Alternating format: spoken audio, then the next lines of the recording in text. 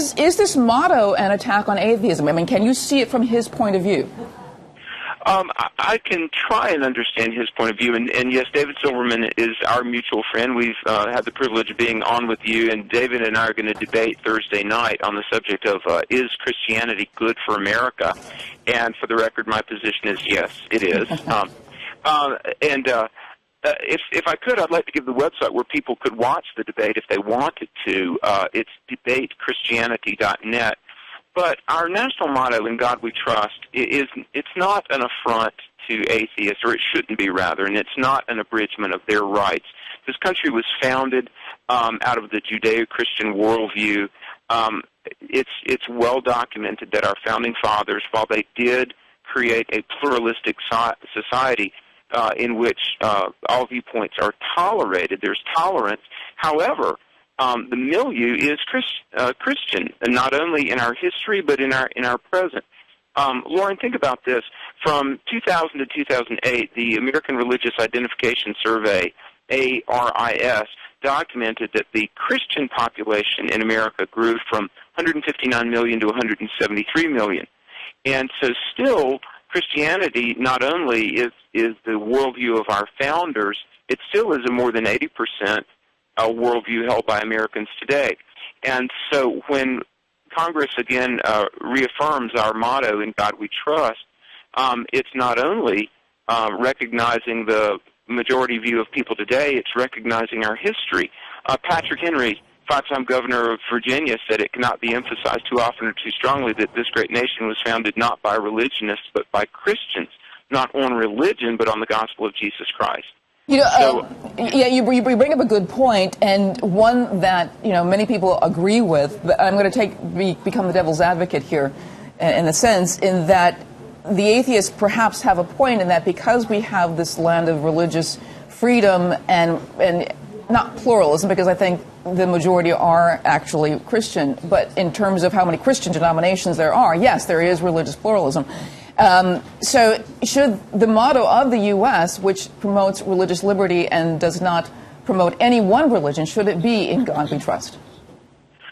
It should, because our founding fathers understood what a lot of people today don't. They understood human nature. Let me say this. The number one book that influenced the founding fathers, if you look at the founding documents, the Mayflower Compact, the Constitution, the Declaration of Independence, even the Federalist Papers, the 85 essays that ran in New York newspapers from 1787 to 1788, overwhelmingly our founding fathers drew from the Bible. The Bible is quoted or alluded to some 3,000 times. If you let me say this, back in the 80s, some scholars looked at 15,000 examples of the Founding Fathers' writings, letters, books, even pamphlets.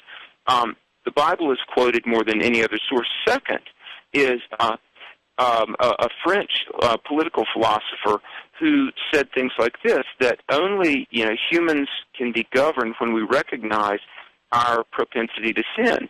And on the one hand, the government reins in the passions of the people, but yet the people hold the government in check. And so a Christian worldview was what the founders drew from, that the way that we keep people in a civilized state is to remind people, look, there is a God to whom we'll give an account, and we live and behave and act mindful of the realization that one day we will give an account to God for what we say and what we do. And so the beauty of the Christian worldview in American politics is this. Even those who don't believe in it benefit from it.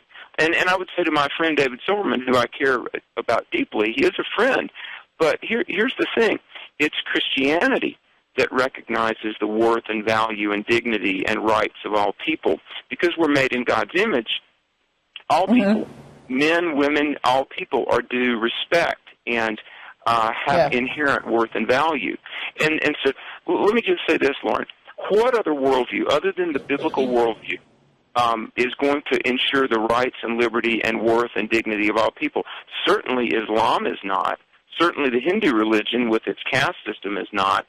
Certainly atheism is not. From Marx to Mao, we've seen the atheists regimes of history cut a bloody swath across the pages of time.